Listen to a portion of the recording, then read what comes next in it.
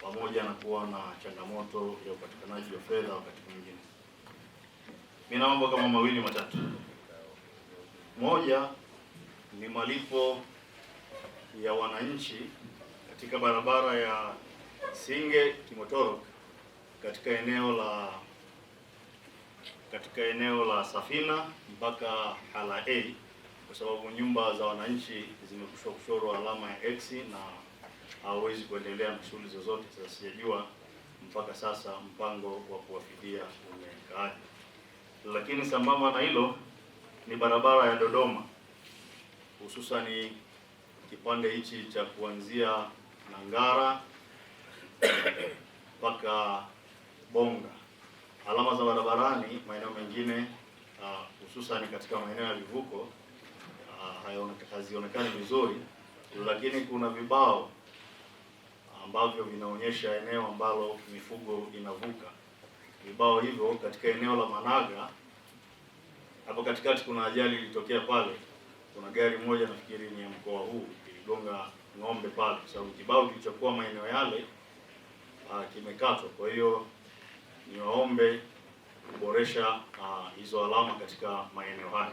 Lakini lingine katika kipande hicho cha barabara ya Babati Dodoma, eneo la Gendi Barazani, kuna mitaro imechimbwa vizuri kabisa, lakini ile mitaro haijajengewa, na hususan kipindi hiki cha mvua zinaponyesha mitaro ile inaendelea kumonyoka na kuendelea kusogelea barabara. Kwa hiyo tunaomba utaratibu pia wa haraka, kama itawezekana, mitaro ile ipate kujengewa ili tuendelee kuzilinda barabara zetu. Lakini lingine ni kivuko katika eneo hilo la Gendi Barazani. Kwenye mitaro hiyo hakuna vivuko vilivyowekwa kwa ajili ya kuelekea kwenye makazi ya wananchi. Kwa hiyo tunaomba pia kuona namna ya kuweka vivuko ili wananchi wasipate changamoto katika eneo hili. Lakini lingine ni eneo la Bonga pale kona ya Harana. Eneo lile pia limekuwa na changamoto na limekuwa likisababisha ajali mara nyingi.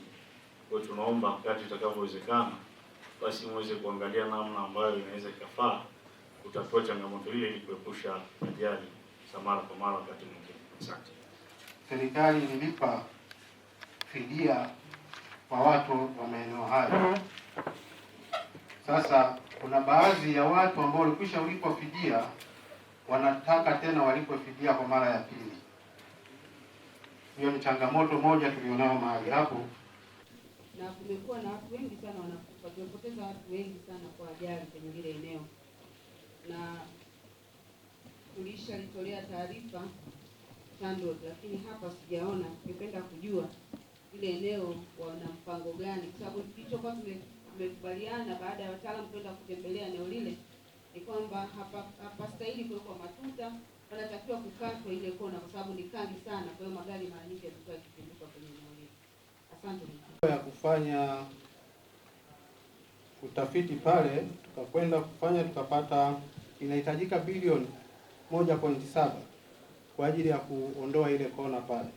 Changamoto iliyoko pale, kuna korongo kubwa ambalo linahitaji daraja, na pia tunahitajika kulipa fidia kuweza kuondoa ile miundombinu ya umeme na wananchi walioko hapa juu. Kwa hiyo tulikwisha mwandikia mtendaji mkuu kuomba fedha ya dharura.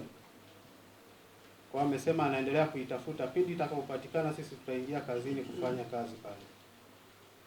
Kwa sasa tunaendelea kuweka zile alama za kawaida kuonyesha kwamba ile eneo ni hatari kwa maana ya spidi ya 50. Pia tutaandika chini maelekezo kwenye lami yenyewe.